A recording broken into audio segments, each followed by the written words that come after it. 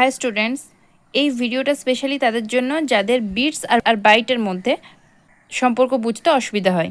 তো এখানে আমি খুব সহজভাবে আমাদেরকে বোঝানোর চেষ্টা করেছি। তো দেখো তোমরা বুঝতে পারছো কি না। এটা কি হচ্ছে, 1 বাইট সমান 8 বিটস।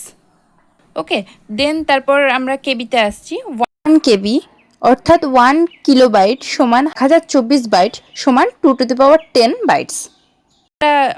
এমবিতে আসি, মানে 1 MB অর্থাৎ 1 মেগাবাইট সমান হচ্ছে 1024 কেবি, সুতরাং এটা হচ্ছে 2 to the power 20 byte. Then 1 GB, 1 GB অর্থাৎ 1 গিগাবাইট সমান হচ্ছে 1024 MB অর্থাৎ 2 টু দি পাওয়ার 30 বাইটস।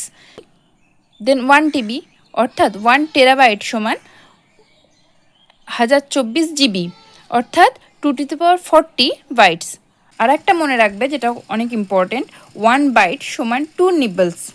তো এইগুলো কম্পিউটারের ক্ষেত্রে খুব ইম্পর্টেন্ট একটা ফ্যাক্ট, যেটা আমাদের পরীক্ষায় খুব আসে। তো যারা যারা আমার হাতের লেখা বুঝতে পারবে না, তাদের আমি লাস্টে একটা পিকও অ্যাড করে দিচ্ছি, যেটাতে তোমরা পুরোপুরি বুঝতে পারবে।